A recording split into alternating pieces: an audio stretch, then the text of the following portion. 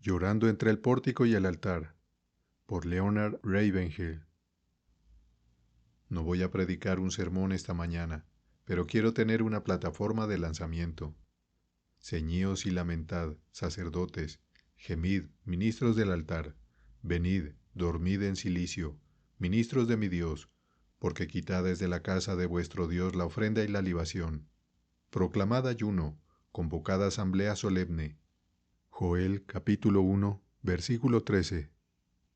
Y luego en el versículo 17 del siguiente capítulo, entre la entrada y el altar lloren los sacerdotes, ministros de Jehová, y digan, perdona, oh Jehová, tu pueblo, y no entregues al oprobio tu heredad, para que las naciones se enseñoreen de ella, porque, ¿qué han de decir entre los pueblos? ¿Dónde está su Dios?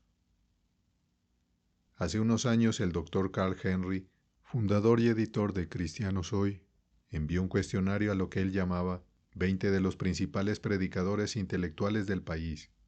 Y la pregunta que envió fue esta: ¿qué ven para la Iglesia de Jesucristo para el año 2000? Recuerdo solo una de las respuestas. Fue dada por Elton Trublot, el filósofo cuáquero. Dijo esta asombrosa frase: para el año 2000, la Iglesia será una minoría, rodeada de un paganismo arrogante y militante. Me tragué eso, con anzuelo, línea y plomada, y me desperté alrededor de las 2 de la mañana con indigestión mental y creo que espiritual. Luego me recordé a mí mismo que el cristianismo no fue servido al mundo en una bandeja de plata. El cristianismo nació en una sociedad sofisticada y totalitaria. La iglesia primitiva estaba cercada por un lado con la maquinaria militar más poderosa de la historia, el poder de Roma. Estaba cercada por el otro lado con el intelectualismo griego.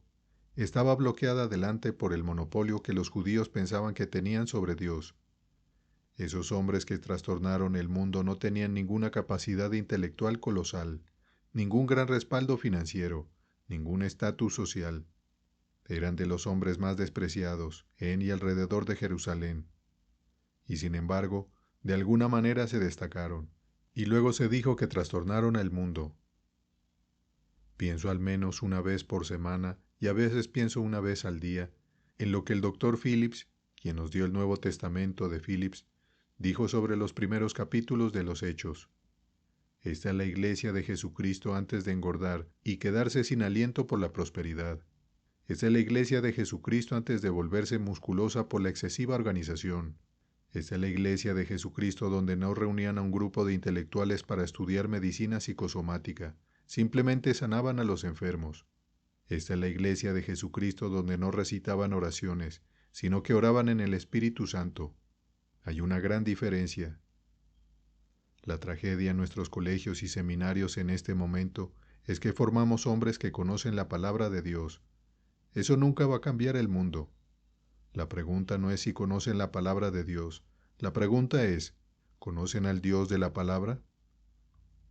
Darle una licencia para predicar a un hombre solo porque tiene tanta capacidad académica es como darle una licencia de conducir a un ciego. Si no conoces a Dios, ¿por qué estás en este negocio? Tenemos que decidir si este libro es absoluto o obsoleto, o tiene la respuesta para nuestra generación o olvidarlo. Tenemos que decidir que predicar no es una profesión, es una pasión. Recuerdo haber caminado por Hill Holmore, en Londres, hace algún tiempo, creo que hace unos 25 años. Una señora pequeña iba hacia el buzón. Allí estaba muy encorvada y temblorosa. Puso su correo en el buzón, luego se giró para entrar en un edificio. Alguien me preguntó, ¿sabes quién es? Y yo respondí, no tengo la menor idea. Esa es la viuda de Hugh Price, en un tiempo el rey del púlpito metodista en Inglaterra. Su hija nos dio una gran biografía de su padre y dijo, cuando regresaba un domingo por la noche del servicio, si no se había salvado nadie, era inconsolable. No podías consolarlo, no comía, no bebía, ni siquiera se quitaba su abrigo largo. Se tiraba sobre su cama y sollozaba diciendo, ¿por qué, por qué, por qué? ¿No es asombroso cuando piensas que en un sermón en el día de Pentecostés produjo 3000 personas? Y ayer tuvimos algunas ciudades donde se predicaron 3000 sermones y nadie se salvó, y ni siquiera nos afecta. La iglesia solía ser un rayo, ahora es un crucero.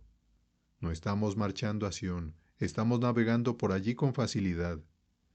En la iglesia apostólica se dice que todos estaban admirados, y ahora en nuestras iglesias todos quieren ser entretenidos. La iglesia comenzó en el aposento alto con un grupo de hombres agonizando, y está terminando en el comedor con un grupo de personas estableciendo.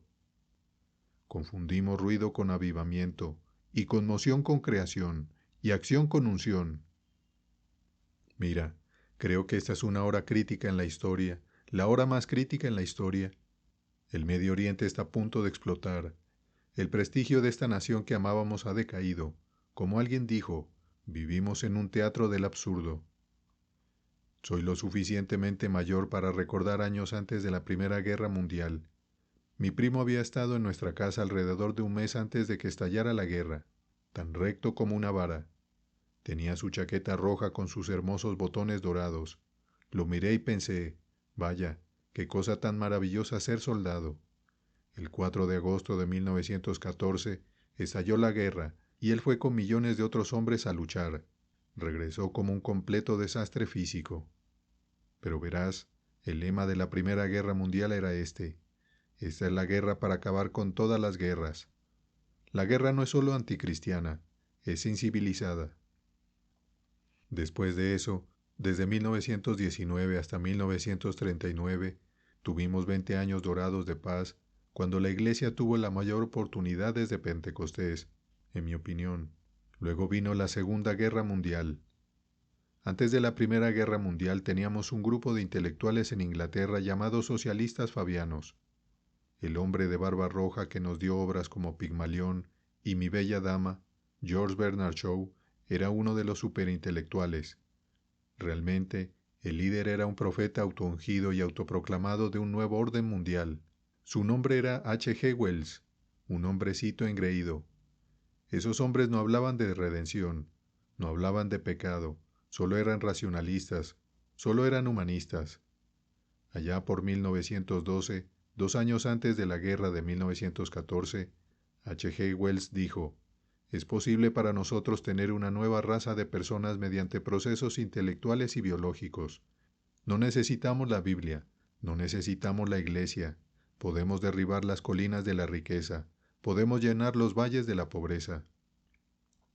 Él no hablaba de pecado y redención y maldad. Hablaba de la suficiencia del materialismo. Hablaba de la inevitabilidad del progreso. Hablaba de la suficiencia del hombre. Iban a traer un nuevo milenio por su propio genio. Y luego una sombra cubrió el cielo. Tuvimos la guerra de 1914 al 18, y al final H. G. Wells y su grupo no estaban tan seguros de las cosas. En 1939 vino la Segunda Guerra Mundial. Bueno, H. G. Wells había escrito su esquema de la historia, pero el último libro que escribió, en medio de la Segunda Guerra Mundial, no tenía ese optimismo rosado. Su último libro fue Al final de la cuerda. Y dijo: no hay esperanza para la humanidad. Y dijo una cosa más sensata: hay una pequeña cavidad en algún lugar del pecho humano que puede ser llenada por Dios, y solo por Dios.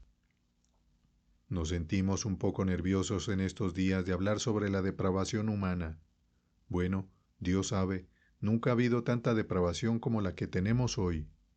Miren la iniquidad que había en la tierra cuando el profeta Elías apareció en la escena. La nación estaba en esclavitud a la idolatría, la impureza, la infidelidad y la indiferencia. Y es mi opinión esta mañana que este púlpito no es un lugar para títeres.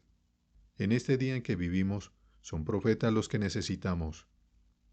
Un erudito judío dice: el profeta, por la naturaleza misma de su llamado, es una figura trágica. Tiene una lealtad feroz hacia Dios y un corazón roto por una nación perdida. Fallamos al decirle a las personas que son moralmente buenas, y a muchas de ellas muy excelentes, que Jesucristo vino al mundo para hacer que los hombres malos sean buenos. No lo hizo. Eso es un beneficio adicional. El primer argumento que Dios tiene con un hombre no es que sea malo, es que está muerto en delitos y pecados. Y el cristianismo es el único evangelio en el mundo, el único mensaje en el mundo, donde el Dios de un hombre viene y vive dentro de él. ¿Dónde está el mover del Espíritu Santo en estos días? Cuando llega el avivamiento, no dices osadamente, Joe Smith viene a predicar esta semana y terminará el domingo por la noche. ¿De dónde sacamos la idea de que el Espíritu Santo solo viene a las 11 de la mañana del domingo y lo mandas a casa a las 12? Lo quieres de vuelta a las 7 de la noche hasta las 8, y no lo necesitamos hasta el miércoles por la noche. Cuando llega el avivamiento, las luces no se apagan en el santuario por semanas y semanas. Pasé una tarde en Gales en 1931 con un anciano que había sido uno de los hombres de confianza en el avivamiento del Ejército de Salvación en la década de 1880. El hombre tenía 80 años.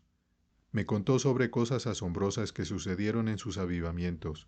Los hombres que se sentaban en los asientos traseros, casi la escoria de la tierra, venían solo para calentarse, pero se preocupaban tanto cuando el viejo predicador William Booth estaba predicando uno de sus mensajes de fuego y azufre, que rompían sus himnarios.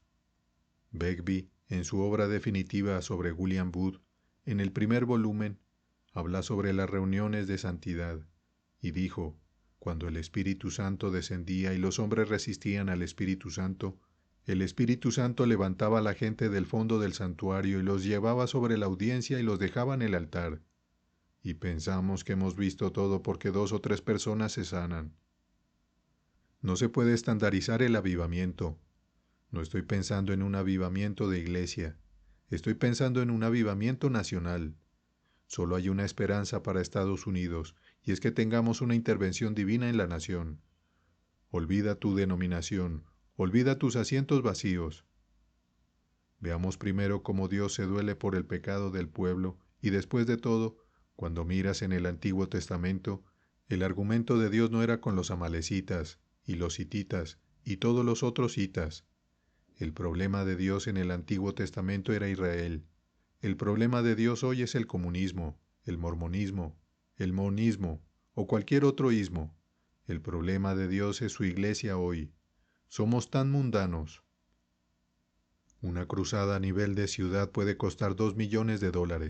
El avivamiento no cuesta ni un centavo, excepto corazones quebrantados. Puedes organizar tu avivamiento, puedes organizar una cruzada a nivel de ciudad.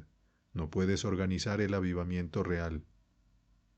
El avivamiento es una intervención divina misteriosa.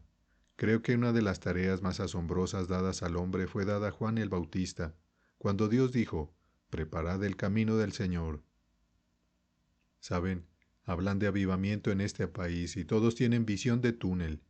Piensan que el avivamiento debe venir como lo tuvo Finney. No estamos viviendo en los días de Finney. Sería bueno tenerlo aquí, seguro, pero no estamos viviendo en los días de Finney. Es un nuevo día. La iniquidad nunca ha alardeado como lo hace ahora. ¿Sabes lo que ha pasado en los últimos 23 años en Inglaterra? En los últimos 23 años en Inglaterra los musulmanes han construido 300 mezquitas, y al mismo tiempo que estaban construyendo sus 300 mezquitas, la Iglesia de Inglaterra ha cerrado 660 iglesias. ¿Nos lleva esto a la desesperación? Hay más personas perdidas en este mundo en este momento que cualquier otro periodo de la historia, y sin embargo, seguimos como si estuviéramos al borde del milenio, en lugar de al borde del juicio. Creo que la clave para el avivamiento se da aquí en Joel. Entre la entrada y el altar lloren los sacerdotes, ministros de Jehová. Joel 2, versículo 17. Estaba predicando en un colegio muy conocido hace 2 años. Estaba predicando sobre Ana, porque creo que Ana es el tipo del verdadero intercesor. El intercesor cree, la cosa sucederá a través de mí, tengo que ponerme en la brecha. ¿Sabes? Cuando hablas de intercesores siempre volvemos y decimos, bueno, Estados Unidos ha tenido algunos de los mejores intercesores. Tienes razón, los tuvimos. Tuvimos al orante Payson de Portland en el siglo XIX. El piso de su habitación era tan duro como este metal, y sin embargo, había 2 surcos uno al lado del otro donde sus rodillas solían rozar el piso. ¿Qué hay de Jonathan Gofford que salió y tuvo avivamiento en China? ¿Qué hay de John Hyde, uno de los mayores hombres de oración? ¿Sabes qué fue lo primero que realmente me movió hacia Dios después de que me salvé? Alguien me dio una edición abreviada de la vida de David Brainerd. Simplemente no podía creerlo, no podía asimilarlo. ¿Podía un hombre ser tan completamente desinteresado? Lo que nos está paralizando es nuestra prosperidad. El materialismo está ahogando a la Iglesia, así como al mundo. Queremos facilidad y comodidad. Cuando leí sobre un joven que podía salir a la nieve, a veces con nieve hasta el cuello, luchando en oración desde el amanecer hasta el atardecer con un cuerpo tuberculoso, cuando leí sobre un hombre que luchaba en oración así, quedé atónito. Y como la iglesia a la que asistía estaba bastante adormecida y yo tenía solo unos 17 años, salí al bosque de Sherwood. Viví al borde de él y comencé a orar solo por la noche. Tenemos algunos helechos allí y crecen 7 u 8 pies de altura. Solía meterme entre ellos y llorar, gemir y orar por avivamiento. Y el avivamiento llegó. ¿Porque yo oré? No, yo era uno de varios. Pero llegó un hombre llamado George Jefferies, muy humilde. Nunca se detenía a conocerte. Nunca mencionaba el dinero. Solo llegaba allí, cantaba un coro, pero el ministerio y la autoridad de Dios estaban sobre él, y nuevamente se repetían los hechos de los apóstoles. No creo que un movimiento de milagros como ese sea la única respuesta. De hecho, creo que podríamos omitir eso. En los últimos 30 años, Estados Unidos ha tenido más cruzadas de sanación que todas las naciones del mundo juntas. Lo que necesitamos ahora es un avivamiento de santidad, un avivamiento de carácter, un avivamiento de personas que sean completamente desinteresadas y estén preparadas para poner sus vidas en el altar para Dios. Paul Kaufman fue a Nagaland, India, para ver lo que sucedió y esperaba algo como Finney. Cuando llegó allí, vio señales y maravillas y milagros. Los lisiados fueron sanados, los ciegos veían. Cada cosa distorsionada y pervertida se corregía. ¿Y qué? Oye, ¿alguna vez oíste de un avivamiento así? El gobierno ha hecho una investigación. ¿Por qué ha disminuido el tráfico de bebidas alcohólicas? ¿Por qué los niños se comportan en la calle? ¿Por qué no tenemos problemas con las drogas? ¿Por qué la nación está convulsionada? ¿Por qué el gobierno está investigando? Era el estado más rebelde y sin ley en la India, y ahora son los más tranquilos. El crimen ha desaparecido. Las personas son civilizadas, amables y amorosas. Bueno, es la misma historia de siempre. Descubrieron un grupo de personas clandestinas, que habían estado orando 20 años por un avivamiento. Ningún hombre, no importa cuán colosal sea su intelecto, ningún hombre es más grande que su vida de oración. Pararse delante de los hombres en nombre de Dios es una cosa. Pararse delante de Dios en nombre de los hombres es algo completamente diferente. Hemos instado a la gente a diezmar, ¿no es así? Pero solo nos referimos a su dinero. Verás, queremos un avivamiento que sea un Pentecostés sin dolor. Queremos algo que no perturbe nuestro statu quo. En todos lados es el camino fácil, así que, ¿por qué no aquí? Nunca ha habido un avivamiento que yo pueda rastrear que no haya sido entregado allí con verdadera intercesión. En la ciudad de Leeds, donde vivía en Inglaterra, llegó el avivamiento. Llegó allí porque había un hombrecito sin estudios, no tenía ningún título, pero vaya si tenía un corazón ardiente, y trabajó, y tuvo 3 colapsos, no mentales, sino físicos. ¿Sabes por qué? Porque ayunaba mucho, pero tenía autoridad. Pablo dice en Efesios 6, versículo 19, y por mí, a fin de que al abrir mi boca me sea dada palabra para dar a conocer con denuedo el misterio del Evangelio.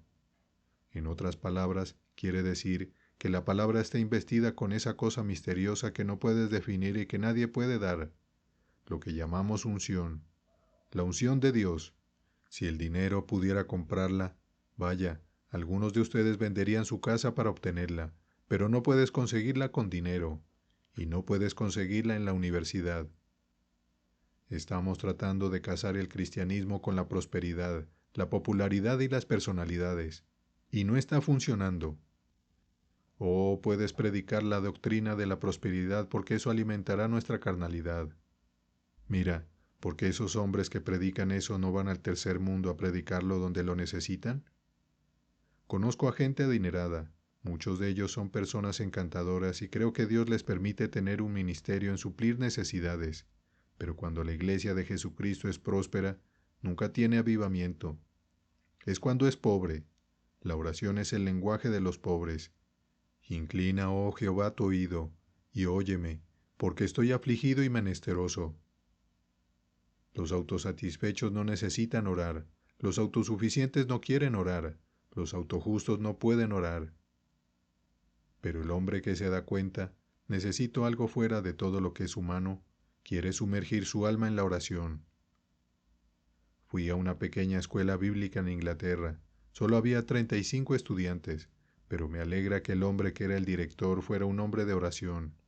Samuel Shoutwith, quien escribió el libro del Camino de la Oración.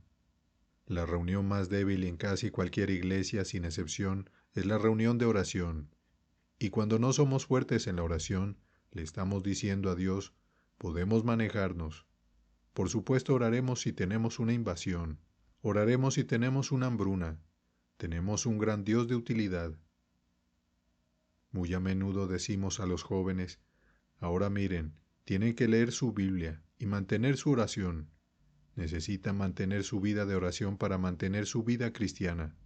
No, no es así, no es así. Necesitas mantener tu vida cristiana para poder orar. El mayor expositor del mundo vivo hoy me dijo personalmente, no tengo ningún problema, me deleito en exponer la palabra. Mis libros, escribió muchos, muchos libros, pero dijo, siempre he encontrado la oración muy difícil. Simplemente encuentro que la oración es la cosa más difícil del mundo. Lee los Hechos de los Apóstoles y todo lo que lees es oración, oración, oración. Cuando oraron, el lugar se sacudió.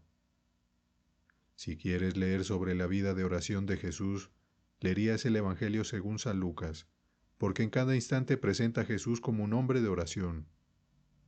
Recuerdo una serie de reuniones que tuvimos en Gales en 1949. Después de 3 días, una señora, la señora Lewis, me dijo, hermano Ravenhill, esto es lo más cercano al avivamiento de Gales que hemos tenido. Eso fue 40 años después del avivamiento de Gales. Señora Lewis, ¿cuál es el punto de su comparación? Porque subimos la colina ahora como lo hacíamos entonces. Y explicó, anoche, la noche anterior a esa, dijo, no fue hasta que llegamos a la encrucijada y nos despedimos diciendo buenas noches, que nos dimos cuenta de que nadie había dicho una palabra. Estábamos tan asombrados por la majestad y la presencia de Dios. Nuestra gente no pasa del umbral de la iglesia y dice, oye, ¿crees que los Cowboys ganaron hoy? Es una tontería, una gran tontería. ¿Cuándo fue la última vez que saliste de puntillas del santuario cuando no te atreviste a decir una palabra? La iglesia tiene que redescubrir 2 cosas. Una, la majestad y la santidad de Dios, y la otra, la pecaminosidad del pecado. La oración no es la cosa más fácil del mundo. La oración es la cosa más difícil del mundo. La oración es la cosa más exigente del mundo. Tuve el placer de orar muy a menudo con Duncan Campbell, un hombre que Dios usó en el avivamiento de Hébridas, desde 1950 en adelante. Un día le pregunté sobre un cierto evento, y él dijo, sí, es correcto. Cuando estaba ministrando, el lugar era como de hierro, parecía como si Dios estuviera a 1.000.000 de millas de distancia, y mi mensaje era como lanzar una pelota de goma contra la pared. 1000 palabras volvían hacia mí. Frente a él había todo tipo de ministros, pero no dijo nada a los predicadores, diáconos y ancianos. Señaló a un muchacho que estaba allí sentado, lo llamó por su nombre y le dijo, «Muchacho, ¿puedes orar?» Un muchacho de 16 años de escuela secundaria, y se levantó y dijo a su manera escocesa, «Ah, ¿de qué sirve orar si no estamos bien con Dios?» Y comenzó a citar el Salmo 24, «¿Quién subirá al monte de Jehová? El impío de manos y puro de corazón», y así sucesivamente, y cuando terminó, me dijo Duncan, la quietud de la eternidad estaba en el edificio, y el muchacho oró 10 minutos, 20 minutos, 30 minutos, 40 minutos, y luego, cuando oraba como si pudiera ver lo invisible, dijo, «Satanás». Oh, he oído a la gente decir esto casi en tono de broma en algunas reuniones. Saca al diablo de este lugar. El joven se paró allí y dijo, Satanás, te reprendo. Sal de este territorio, en el nombre del Padre y del Hijo y del Espíritu Santo. Invoco la sangre de Cristo. Fuera. Y como si se activara un interruptor en el cielo, Dios vino a la reunión. Vino a una taberna al final de la calle, y la gente la dejó. Vino a un baile al final de la calle y la gente lo dejó. Tenemos que arrastrar a la gente al altar. No hay llamados al altar en el Nuevo Testamento si quiere ser realmente bíblico. Los llamados al altar son una invención para cuando el Espíritu Santo no trata con la gente. Este muchacho oró, el Espíritu Santo vino, y toda esa comunidad palpitó con Dios. Predicador, solo tienes 2 cosas que hacer, no 22. No se supone que seas el conserje y manejes un negocio y te ocupes del saldo bancario de la iglesia y toda esa basura. Si vas a ser un verdadero predicador bíblico, tienes 2 cosas que hacer según Hechos 6, versículo 4. Entregarte continuamente a la oración y al ministerio de la palabra. Eso es todo lo que tienes que hacer. ¿Quién va a visitar a los enfermos? Los diáconos. ¿Quién va a enterrar a los muertos? Los diáconos. La Escritura claramente dice, deja que los muertos entierren a sus muertos. Me gusta bromear, ya sabes. Queremos que la iglesia funcione a nuestra manera. Dios bendice nuestros planes. Dios bendice lo que hacemos. Cuando Alexander McLaren fue a esa gran iglesia en Manchester, Inglaterra, y he ministrado en esa iglesia, con capacidad para un par de miles de personas, los diáconos, grandes hombres barbudos en aquellos días, le hicieron una serie de preguntas que respondió. Dijeron, te hemos pedido que seas el pastor de esa iglesia. Te daremos una nueva casa, la amoblaremos, te compraremos un carruaje y te daremos un gran salario. Después de seguir y seguir, preguntaron, ¿aceptarás esto? Y él dijo, está bien, lo aceptaré, siempre y cuando acepte mis términos. ¿Tienes términos? Sabes, la mayoría de las iglesias piensa que cuando contratan a un pastor, están alquilando un coche. Mejor ven y encaja. ¿Y cuáles son las condiciones? Y él estableció algunas, pero una cosa vital que estableció fue esta. No haré visitas. El doctor Tozer amaba a ese preciado hombre y hablaba con él a menudo. Solo los dos en su oficina lloraban juntos. El doctor Tozer nunca asistió a una escuela bíblica, nunca fue al seminario. Sin embargo, fue uno de los hombres más eruditos que jamás conocí. Me quedé en la casa de un miembro de su iglesia y ella dijo, ¿sabes qué? He asistido a su iglesia durante 25 años y no he estado en mi casa 5 veces. Pero te diré algo, él puso la mesa, y eso es todo lo que tienes que hacer. Saben, hermanos, nunca tienen que anunciar un incendio. No tienes que anunciarlo en el periódico. Olvídenlo. Deja que la gloria del Señor llene el templo. La gente vendrá de cientos de kilómetros, porque hay hambre por todas partes. Mi teléfono suena constantemente. Me voy a mudar aquí, me voy a mudar allá. ¿Conoces una iglesia que realmente esté en llamas por Dios? ¿Una iglesia donde tenga vigilias de oración? Ninguna iglesia debería funcionar estos días sin una vigilia de oración. ¿Qué quieres? ¿Estatus social? ¿Solo quieres cantidad de gente? ¿Quieres llenar los bancos? ¿O quieres fuego? Dije anoche, creo que el mayor honor que se ha dado a un predicador en la historia no fue dado por los hombres, fue dado por los demonios. Cuando esos demonios dijeron, a Jesús conozco y sé quién es Pablo. Vamos, predicador, ¿crees que si el diablo tiene una lista de los 10 hombres más buscados en Estados Unidos, tú eres uno de ellos? Preferiría ser el último hombre en la lista de peligro del diablo que el primer hombre en cualquier lista de honor de predicadores. Lo diré de nuevo, hermano, si no eres conocido en el infierno, no vales nada. Debemos darnos cuenta de que no estamos luchando solo contra una situación local, no estamos luchando contra la adicción a las drogas, no estamos luchando contra la pornografía masiva. Estamos rodeados por un paganismo arrogante y militante. Si le hubieras dicho a tu abuelo hace 40 años que 40,000 homosexuales marcharían por la calle principal, él habría dicho, no en Estados Unidos. ¿Sabes qué? el adulterio y el divorcio están alcanzando proporciones epidémicas incluso en la Iglesia de Dios. Tenemos moralidad decente en algunas iglesias, ni hablar de espiritualidad. No elegimos diáconos porque estén llenos de fe y de Espíritu Santo. Los nombramos porque tienen 2 estaciones Texaco y un puesto de perritos calientes. Otra cosa que hizo Jesús, Él oró toda la noche antes de elegir sus discípulos. Si oráramos toda la noche antes de elegir nuestros diáconos, te garantizo que la mitad de ellos no estarían, si tuviéramos que obtener el testimonio del Espíritu al respecto.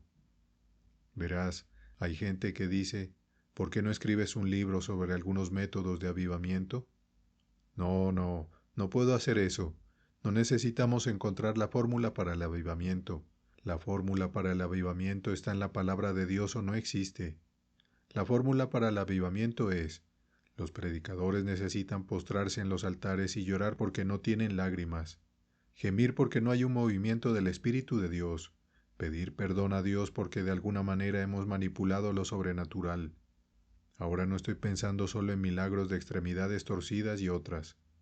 Creo que el mayor milagro que Dios puede hacer es tomar a un hombre impío de un mundo impío, hacer que ese hombre impío sea santo, y volverlo a un mundo impío y mantenerlo santo. Pero hoy en la iglesia tenemos más miedo a la santidad que del pecado. Si un hombre inmundo con un espíritu inmundo hace cosas inmundas, si un hombre vil hace cosas viles porque tiene un espíritu vil, ciertamente el hombre que tiene el Espíritu Santo en él vivirá una vida santa. Ya no le pregunto a la gente si son salvos. Olvídalo. Todos están salvos, dicen. No significa nada. No le preguntes a un hombre si ha nacido de nuevo. Solo míralo suavemente. No importa quién sea, pentecostal, presbiteriano, metodista o menonita. Solo di, hermano, ¿vive Cristo en ti? Bueno, ¿no es ese el estándar del nuevo nacimiento? ¿No es eso lo que Pablo dice? ¿Cristo en vosotros la esperanza de gloria? Oigo mucho sobre los dones del Espíritu. Está bien. Oigo menos sobre el fruto del Espíritu. Oigo menos sobre tener fruto para santificación. Oigo menos sobre producir frutos dignos de arrepentimiento. ¿Sabes por qué algunas personas no creen en nuestros conversos? Porque no vuelven y limpian el desastre sucio que han hecho en la medida de lo posible. Devuelvan el dinero robado. Mantengan al bebé de la chica que metieron en problemas. O alguna otra cosa que deberían hacer. Produzcan fruto. Un árbol sano no produce fruto. Es el árbol que tiene toda la vida fluyendo el que produce fruto. Un día Napoleón pasó su dedo índice alrededor de un gran país. Estaba hablando con sus generales y dijo: «Allí yace un gigante dormido. Déjenlo dormir. Porque», dijo, «si ese país alguna vez despierta y aprovecha su poder humano y su poder mineral, sacudirá al mundo». El país que delineó, en caso de que te interese, no era otro que China, nuestro mayor dolor de cabeza. Mira al diablo parado allí. No está pasando su dedo alrededor de un mapa, está pasando su dedo alrededor de la iglesia de Jesucristo y dice: «Allí está la iglesia de Jesucristo dormida, déjenla dormir». Porque si alguna vez redescubre el poder del Espíritu Santo, si alguna vez redescubre el poder de la resurrección de Jesús, sacudirá al mundo.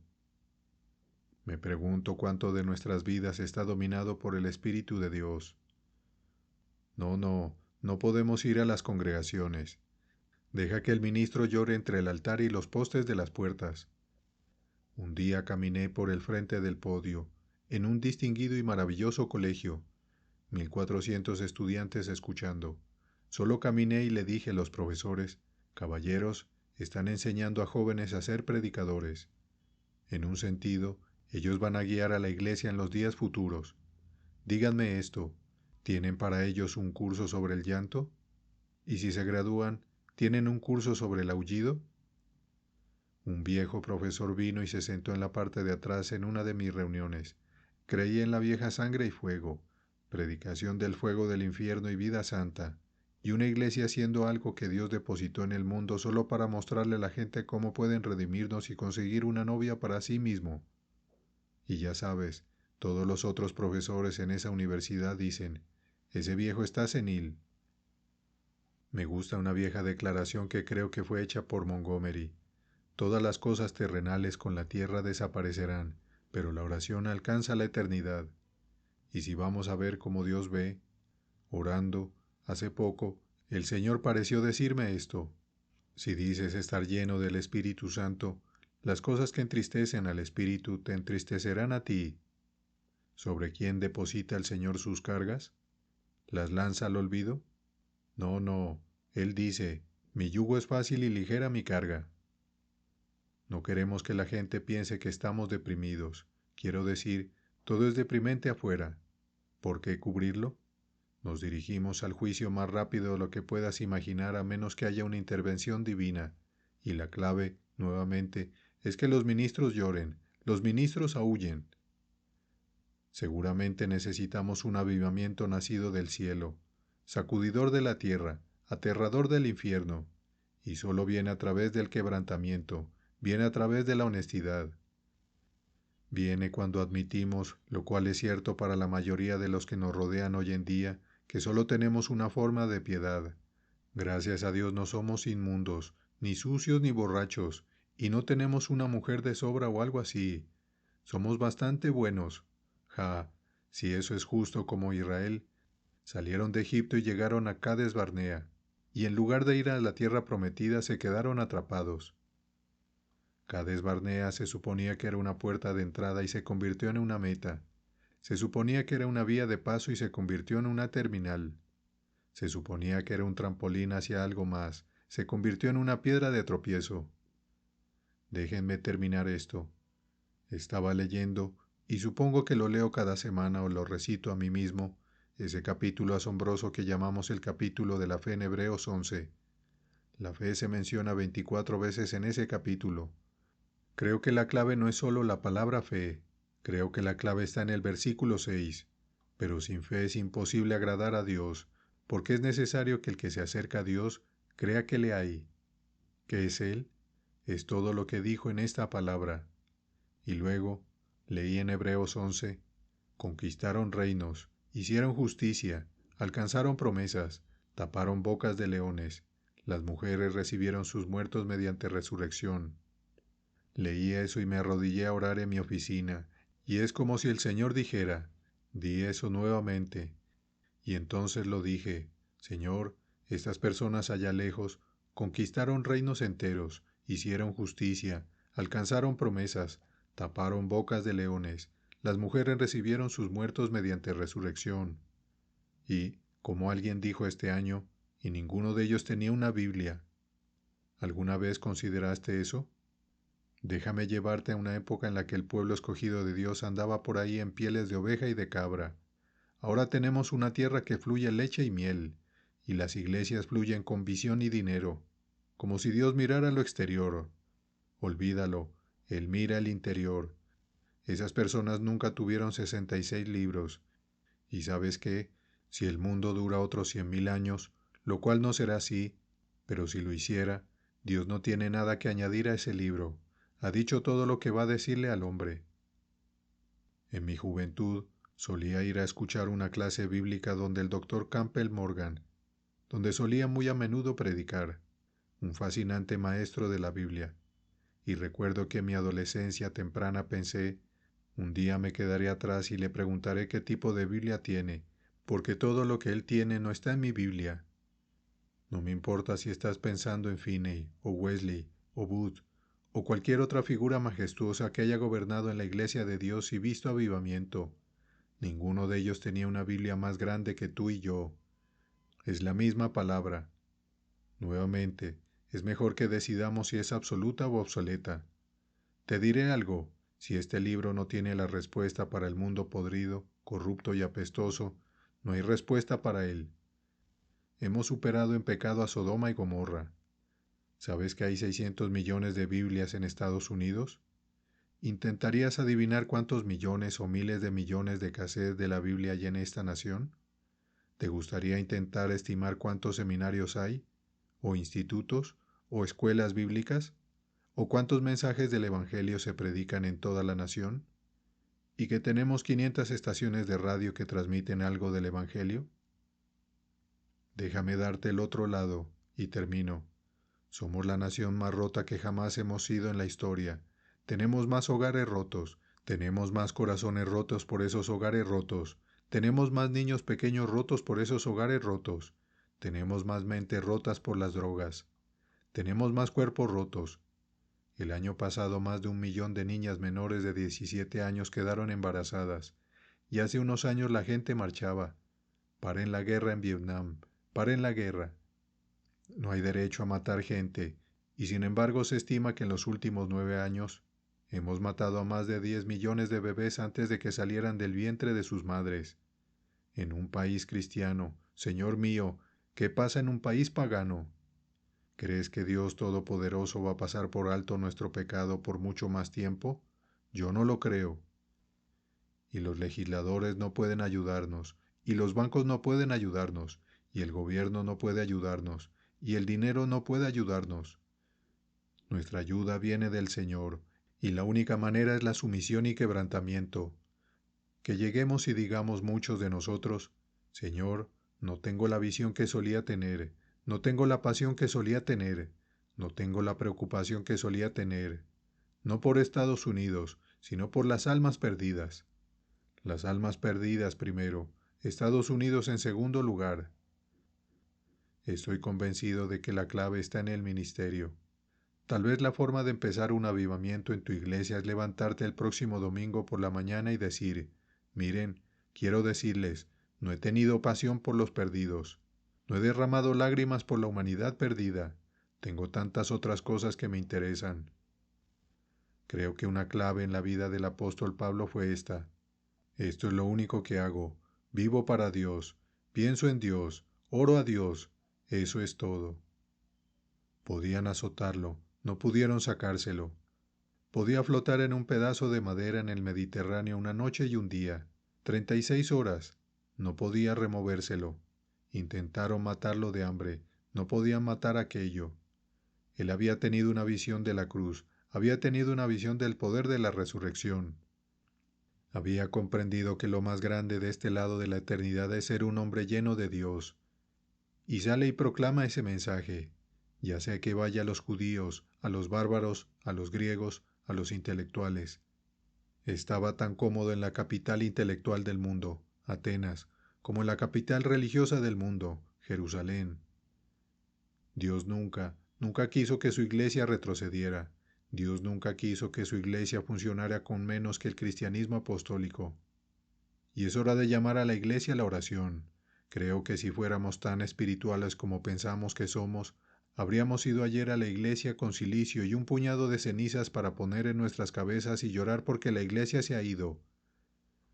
Casi puedo escuchar a Duncan Campbell diciendo cómo lloraban en Escocia. Oh, si rompieses los cielos y descendieras. Verás, nunca hemos visto a Dios moverse hasta que haya detenido el tráfico, hasta que la gente en las tiendas esté cantando, hasta que las luces no se apaguen semana tras semana, hasta que el Espíritu Santo se mueva en las fábricas. Él ha hecho eso en otros avivamientos. Nos ha llamado a ponernos en la brecha, a ser reparadores de pórticos, a traer los poderes del mundo venidero a este día materialista y ciego en el que vivimos, y a esta iglesia laodicense adormecida. Cuando Él estuvo en la tierra, limpió el templo, siendo que necesita ser limpiado de nuevo de la mundanalidad, del materialismo. Que el Señor nos ayude a escudriñar nuestros corazones, así como a escudriñar las Escrituras. Ayúdanos a ser honestos y a admitir que hemos fallado, a buscar el lugar de oración, el lugar de limpieza y el lugar de unción. Que seamos un vínculo vital entre su Espíritu eterno y este mundo perturbado y perdido allá afuera. Que su gloria resplandezca nuevamente. Llorando entre el pórtico y el altar, por Leonard Ravenhill. Colgado en el madero.